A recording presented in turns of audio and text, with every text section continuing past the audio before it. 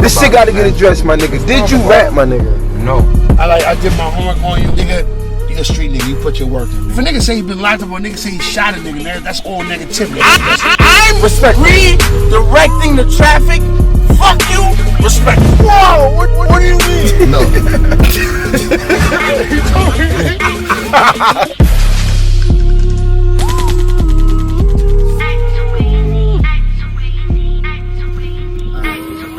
When asked who's Trife Diesel, right? Yeah. My response was Ghostface protege, right? Yeah. How does that perspective make you feel?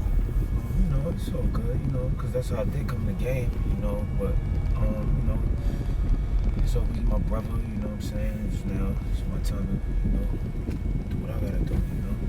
That's what's up, Are we recording now? We are recording? Yeah, hell yeah. Yeah. The whole, first of all, I didn't do this justice. We got Trife Diesel. What up? What's going on, world? Member of Theodore Unit, is that correct? Unit. Right? Yep. Put on by family, Ghostface Killer, those that don't know.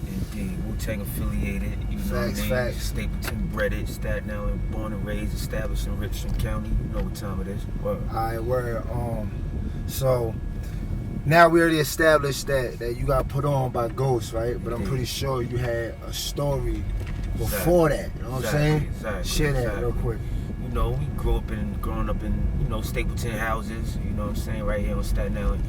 One of the roughest neighborhoods on the island, you know what I'm saying? So, you know, the environment we was dealing with, you know, you had niggas that sold drugs, you know, went to school, played basketball, and, you know, we dwelled into certain things at that time in that current age of hip hop, like around, like, you know, I'm talking about like 15, 16 years old. So we running around doing what, you know, 15, 16-year-olds would do in that type of environment.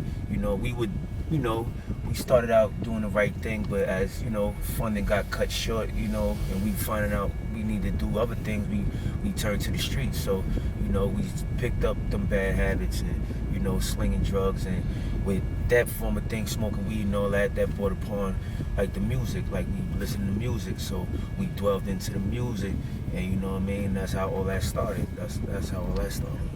So how long was you spitting before you hooked up with Tony Starks? I started spitting like I was like 12 years old. Like originally, you know, what inspired me to start rhyming was just you know, coming home after school, you know, back in the days, it was like video music box. That's the only form of, music we had. Like, you know, it's like it was before BET and all that shit. So we was just, I would just sit in front of the fucking TV, you know what I mean? You know, the floor model joint and channel 31. You know what I mean? While I'm doing my homework, watching video music box and just seeing the rappers. You know what I'm saying? What's the song? Pardon me for cutting. Yeah. What's the song that made you fall in love with? That made you say, I gotta do this? That was the MC Shan joint. It was the word. Bridge. Word. So it was the Left Me Lonely, that joint. I seen, you know, that was a dope video back in the days. He had the Kango velour suit on, you know what I'm saying? He's writing the lipstick on the mirrors, like, you know what I'm saying? So I remember that was my vision of hip hop when I first like fell in love with it. That video right there, I was like, damn, I want to do hip hop right there. So that made me want to start picking up the pen and, like, you know, fuck around with this music thing, and I fell in love with it ever since then. So, you know, coincidentally, we was at the video music box 35th anniversary joint in Coney Island the other day too. How was that? Yeah, it was dope. It was good. It was a good experience. You know what I'm saying? Met up with good people.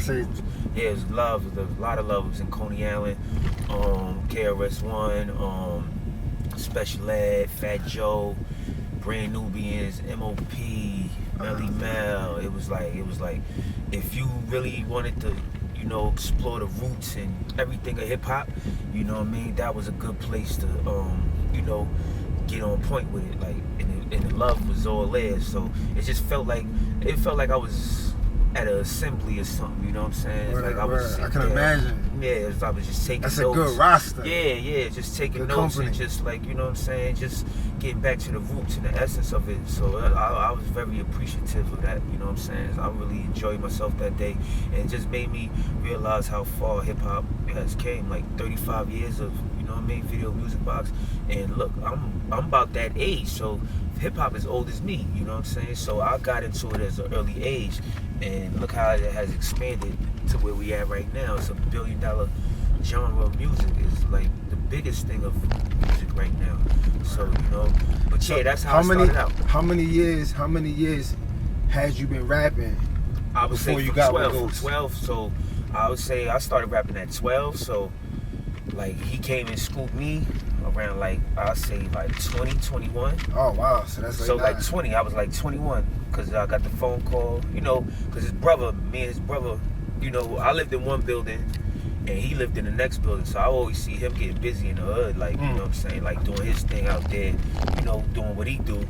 You know what I mean? But we was young, like, you know what I'm saying? So, and then when he did pop off, being that me and his brother was close and I was doing my little rhymes or whatever. I was too young, though. He couldn't fuck with me, like, at a 15, 16-year-old age. So he's like, yo, when things get right, I'm gonna come back. Come back, spun the block. Yeah, he came back. He was like, that's yo, real. it was that's like, real. Yeah, that was like back then, like, you know what I'm saying? Most niggas be feeding niggas bullshit with that shit. He kept it tall. Because his brother shot the dart in his ear. It was like, yo, my man Trife, he nice, you know what I mean? And Ghost stuck to his word. He came back. He said, called my mom's crib back in the days, up before cell phones and all that, you know what I'm saying? So he called the crib, and he was like, yo, you ready? And he was like, I was like, yeah. He flew me out to Miami, and that's when it all started, right there, 2001, I would say, yep. Everybody knows, right? That's dope. Yeah. Everybody knows, right? His alias, Tony Stark's Iron Man, right? Definitely. All his Avengers, his superhero shit, right? Exactly. He got a story, right? Where his version of the story is he saved you from drowning. Yeah, exactly. Yeah, that was a Did he really do that? Nah, it was a nice story. Yeah, it was a true story, you know what I'm saying? And like, you know, God put you people in place in your life at a certain time. You know, we was having fun, you know. It was like, was it like a pool or like the beach? Nah, we was in the ocean. I can't swim for shit. Nigga. I could swim, but it was like around the current, like the current. You got that the riptide shit? It was pulling me down, and I was like, yo, it's pulling me down. And he was like, yo, stop playing. He was like, I'm serious. He jumped in.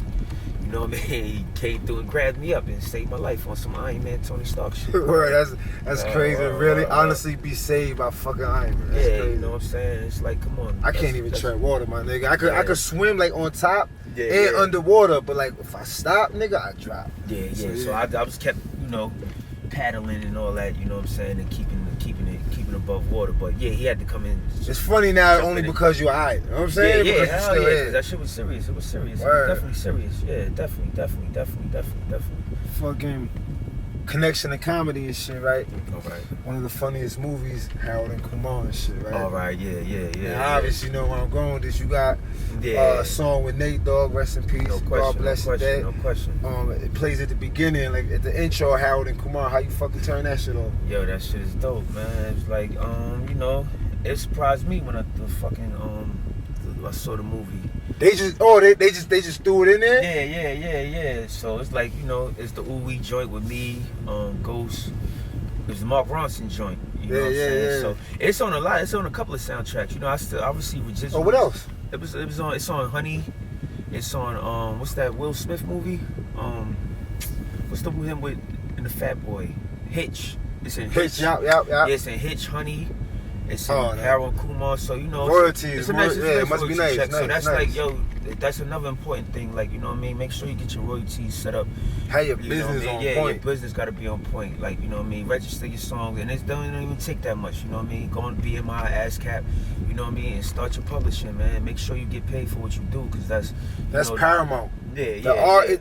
Actually, the art is paramount. Yeah. But if you don't want to be fucked up in the game, man. It's the very next thing after integrity is being on your business. You gotta be definitely. You gotta, because you know, as you come in the game, you know, you're not gonna know everything. So you learn as you grow. Like, you know what I'm saying? So, you know, the music business is the most shadiest business in the world. Like, so it's good to have like brothers in your ear, like.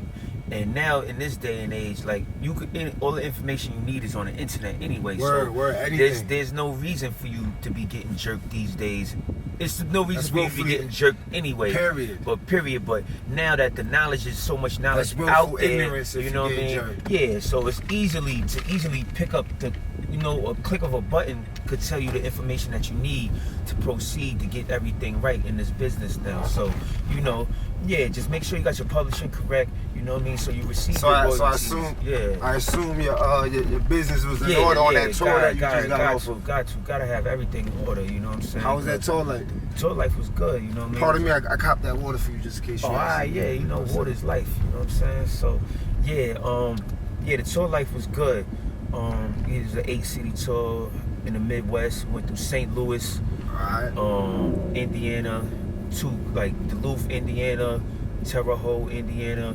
We was in Chi-Town. Shout out to Chi-Town. Minnesota. We was in Iowa. You didn't do Ohio? Nah, we ain't hit Ohio. I lived out there for 3 years. Yeah. They get it in Ohio. Yeah, word. So yeah, it was like 8-city tour. It was an 8-city tour, and that was like my first tour by myself. I was about to say that first tour by yourself. Yeah. So usually when I went out on the road, I would go out there with my brother Ghostface. So this time was the first time like me being out there on my own. How did they receive you? Yeah, the love was all love. Yeah. That's you dope. know, That's and dope. like, That's dope. and now it's like, you know, now that I'm older, it's like more of like marketing my brand and, you know what I mean, stepping forward and putting my brand out to the world. Like, all right, this is Trife Diesel, this is my brand. You know what I mean? Everybody got a brand, and like, you gotta stick behind your brand. Your brand is very important. Establish it and protect it. Yeah, exactly. Word. Exactly. My bad. Nah, go ahead. Yeah, because you know the babies. Yeah, so you gotta establish your brand, because the babies, you know what I'm saying, your kids, that's what we living Legacy. for. Like, yeah, legacy, definitely. Legacy is most important. So yeah, you know what I mean. So yeah, the tour was great. You know what I mean. It was a 10-day tour. I got a couple of tours. I mean, a couple of shows coming up. I got an album release party coming up. I got a show August 9th in Connecticut. So you know I'm working. So what's up with Theodore Unit? Y'all still rocking? Yeah, we still rocking, but everybody's doing their own thing, you know what I'm saying? You got Solomon Childs doing his thing. Shout out to Solomon Childs. He's a good brother of mine. You know, you got Ghost doing his thing. You got Wiggs doing his thing. Crime Life, that's a part of the TMF movement. He's doing his thing. Tommy Whispers. Everybody's doing their thing, you know what I mean? We still meet up. We just a family. We still meet up, go out. We don't kick it like how we used to, but you know, when it's time to get up and gather up and get around the fellas, you know, love is still there. Love, brotherhood, brotherhood is brotherhood, and you know, shout out to my brother Starks. I think he got like a nice situation going on right now, so you never know. He might got a good situation, like a label situation that's about to pop off. So yeah, so you know, you might see another Theodore album or Trife Diesel connect with Ghost and everything like that. You know, so everything is still love. Everything is still project. Oh, the Pope project is love. The Project Pope 2. No matter of fact, you know, it's available now. Bang, bang. You know, you see that? It's the poster right there. You know what I mean? That's what it looked like. Let me see that. Yeah. You got the digital. Yeah, I got the digital, everything. I got the digital. I got the physical copies. I got all that. So you going for? I want the artwork, the digital. You know what I'm saying? Yeah. We got so the I can CDs. put it up on the got you, definitely got you. So yeah, this is what it is. The Project Pope 2. You know what I'm saying? The artwork was done by my man Gift Revolver. You know what I mean? He's a talented artist. You know what I'm saying? You know, you got production wise, is my DJ M80. You got Short Fuse. It's 14 tracks. Alright. 13 all together. 13 with the intro. All right. Yeah. It's 14 all together. So you know, got production by DJ M80, Short Fuse, out of Boston.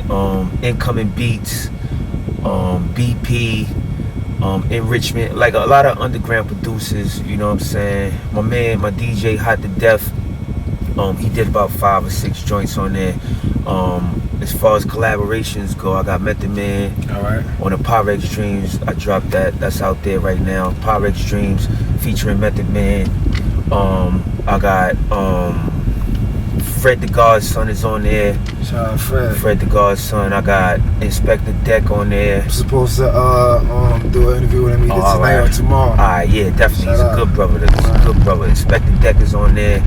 I got TMF on there, Terminology is on there, and my little nephew Nino Bucks is on there also as well.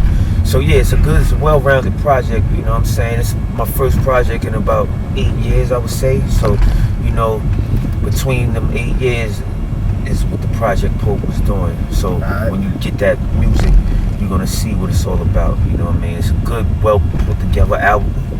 You know what I mean? Put it out indie. You know what I'm saying? I'm releasing this going on iTunes about a week or two. I released it out exclusively on my website and on Bandcamp to my fans first, like exclusively. You know what I mean? First, and then you know what I mean. It's gonna hit the streaming spots. But my Pyrex Streams is on iTunes right now. That's the single featuring Method Man and the. He's been snapping lately. Yeah. He's been snapping lately. Definitely. We got the album release party coming up. He's gonna be there in attendance. You know what I'm saying? So yeah, we out here. I think one of the last freestyles I seen him do, right? He was getting busy. I think he took exception to people's opinion of him spitting with his phone out. Yeah, and then he came back. He came back and didn't have his phone. It was going crazy. And went fucking nuts. I was like, I was telling Traj, I had fell out of love with creating music for a while because, as I know you know, right?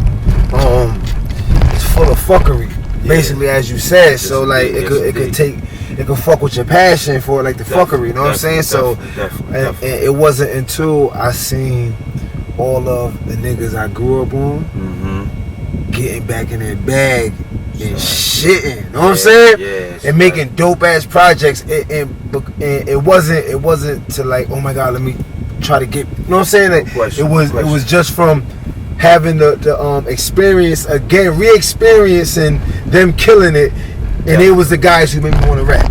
Definitely. You know what I'm saying? The generation that made me want to rap. And like for this year, I would say like, it's been like some good albums being put out this year, not for nothing. Like, you got the Nas album just dropped. Kanye West, Pusha T, even Drake just dropped. Who else dropped? A lot of people dropped this year. SP. Yeah, Styles P. That G-Ho shit. Oh yeah, the G-Ho joint.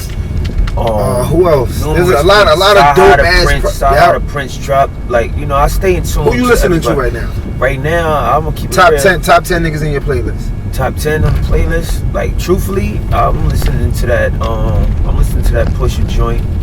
I'm listening to that Drake joint. I'm listening to Tiana Taylor. She got a nice album too. Like, you know what I'm saying? I'm gonna keep it real. Her shit is banging too. Tiana Taylor. Shout out to Tiana Taylor. My joint, of course. And top 10. Little J. Cole. I listen to the radio here and there. But as far as like what inspires me is like, the raw essence. Like, I've been listening to like Tiana Taylor album and that new Jay-Z and Beyonce album. Like, that's just tough. Yeah. I've been listening to that. Tough. Cause like, I like growth. I like the growth. Yeah, word. Like, you know what I mean? It's crazy. My man had asked me if I was getting, this was like literally the night before 444 drop, right? Okay. My man's asked me if I'm getting back in the studio. I'm like, nah, I'm not. I'm like, the only way I would if I only get in the booth when I have something to say. No question. Otherwise, you know what I'm saying? I'm like, tell the truth about Jay. I'm like, if he's not talking some shit, I'm like kind of done. I'm over the whole idea of talking down on niggas. You know what I'm saying? Let me just say how much I have and you don't. Yeah, I got you. You know what I'm saying? Like how much of a like tearing you down type of shit. You know what I'm saying? So it's like if I can't grow from a situation, person, anything, I just don't want to be a part of it. You know what I'm saying? So to have him drop like wisdom, you know what I'm saying? Yeah, it was like appreciated, very appreciated. You know what I mean? And Nas was always trying to drop wisdom in lyrics back then. Like, even with the Jay and Nas beef, even Jay threw a stab at him, just saying like, what the fuck you trying to kick knowledge? That shit is garbage. Like, you know what I mean? But Nas was ahead of his time. He was always trying to enlighten brothers. Like, and but that far as that situation, Jay-Z's smart, so he was building his brand first. Like, you know what I mean? He built his brand first, and then now he's gonna teach y'all how to, give y'all the blueprint of how he did it. And he wants people to own their own ownership. Yeah, ownership. He's teaching. That's what Jay-Z is really trying to put out there. He's trying to build like ownership, teaching us black individuals that's trying to get into this game, teaching ownership and building entrepreneurship, like, you know what I'm saying, to get in the game. Use this as a stepping stone to like, you know, take this and build other platforms and leave a legacy for your children and things like that. You know what I'm saying? Yeah, so you know, you got top level economics. Yeah, you just gotta pick up on game, like, and knowledge of self. Yeah, knowledge of self, always. So yeah, and the Project Pope, like if you listen to that album, it's got a lot of jewels on there also. You know what I'm saying? And then I'm gonna follow it up with the my next album. It's called Trial and Error. That's like it's called Trial and Error. What's the science on that? The science behind that is like I know it sounds like self-explanatory, but yeah, but the science. If I'm gauging you right, there's also many layers. Yeah, there's many layers, cause like, all right, the trial and error is for, like, you know, the mistakes I made in life. You know what I'm saying? It's like before, like, you know, the Wright brothers built the plane. You know what I mean? It was trial and error. They had to make many planes before they got to the plane that really took off, and you know, so everything is trial and error. You have to make mistakes and make errors to get it right. You know what I'm saying? That's based upon my life experience. Like, so that album is just going to be based upon like my past experience and my hiatus within that 8-year span, 9-year span that I haven't put out any music. So I'm gonna let y'all know what was going on in my life at the time. You know what I'm saying? You know, dealing with real family issues, like, you know, losing like my parents, like, you know, both of my parents back to back.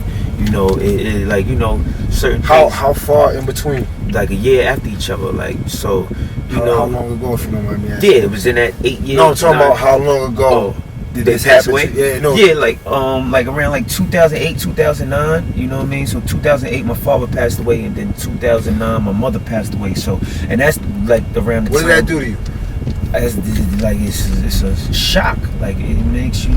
It's like it's hard. It's, you know, to lose anybody in your life that was a part of your life. You know what I'm saying?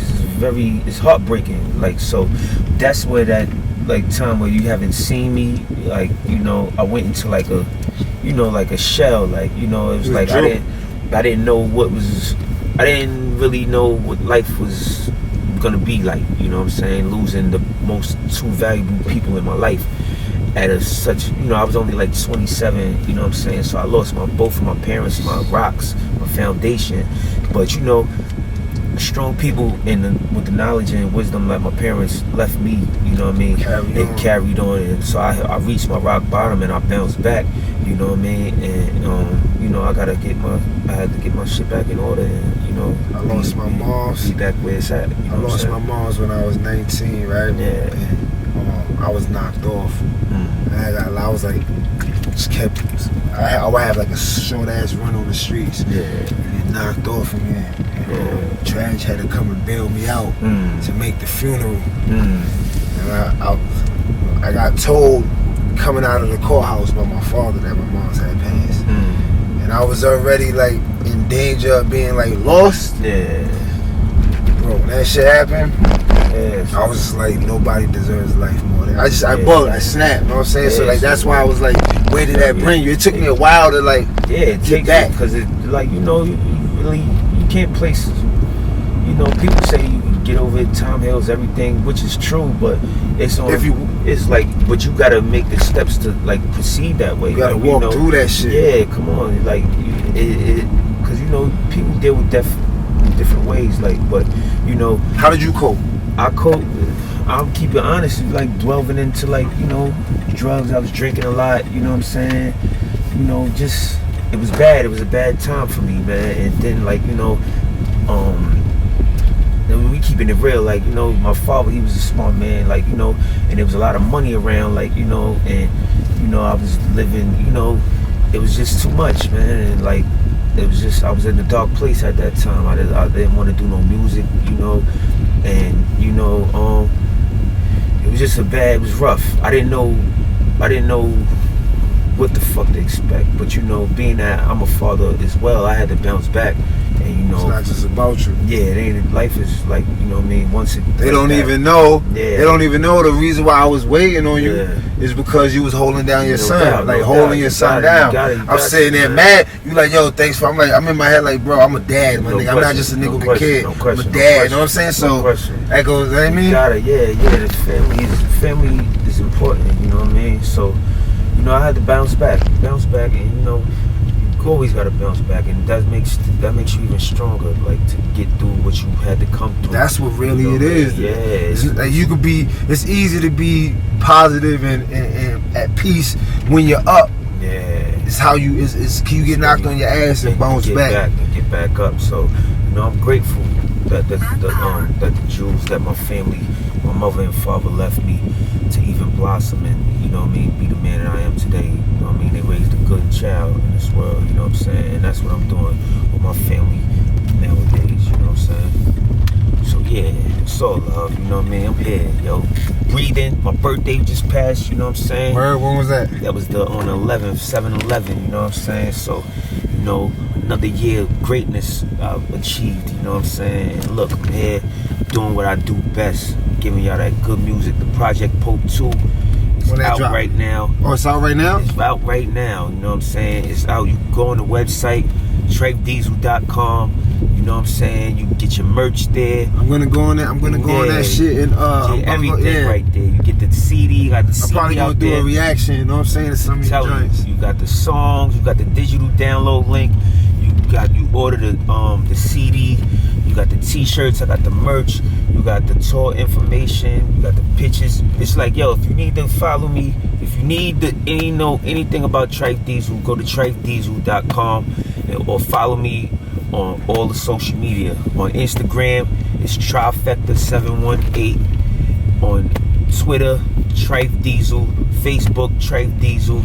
You know what I mean? And just follow me, man. I'm here. I'm back at it, and the music is very well put together, and you're gonna know where Trife been at the last couple of years, man. And it's a beautiful thing to be, you know, like they say, like, you know, what you don't use, whatever you don't use, you lose. You know what I'm saying? Which is true. But once you, I also believe in, like, it's like riding a bike. Once you know what it is, you get your groove back. And you gotta be inspired. It was like, you know, I had no inspiration. Like, some people dig into inspiration with hard times. Like, you know, that's why I didn't force it when I was out of it. Yeah. Some people could write through, but that they'll give you that time of their life. It'll be a dark point in their life. Me, I'm more of a person. I wouldn't be able to write. Do you mind if I know you don't? Good, baby. I can't write like in like darkness. Like, I gotta feel happy. Like, you know what I mean? Yeah. I was the opposite. Yeah. When I'm happy, I could write. Now I'm either. Long as I feel enough to write. Yeah, exactly. So now that's what I learned too. I could write either way, you know. But as far as like when I'm happy, that's when you get my best. Like, I could touch either world. Yeah, when I'm happy, I give, because, you know, like, certain people, like, they go to jail and can write and all that, but certain people go to jail and can't write shit. That's why I used to write my most prolific like how shit. Pac said he couldn't even write in jail. He's like, because he couldn't deal with like what it was being in jail. Because he wrote off for like literally living. He thought he felt dead when exactly. he was in there. So he couldn't write in jail. So, you know, everybody has their form of writing, but when I'm happy, I can write about everything, you know, whether it's pain, struggle, or happiness. So you, pardon me for cutting. Don't get me if I'm wrong, correct me. You're talking about being in an overall happy place. Yeah, happy place with yourself, like in a when I'm good with myself, I could write about anything. Like, you know what I'm saying? So my happiness is like with music, and like that's how I project it, like that. You know what I'm saying? Real talk. Alright, so in closing, what do you want the world to take away from you at this moment? Everything you have to say as the position that you hold, that you stand on as a man today. Today is just like, you know, I believe in morals, loyalty, respect, and honor, you know what I'm saying? And the energy that you put out into the world is the energy that you receive, you know what I'm saying? So I believe in positive energy, you know what I'm saying? And putting things in, like, if you want to do things and achieve things, put it out into the world, speak it into existence, you know what I'm saying? So, you know, anything, you can do anything.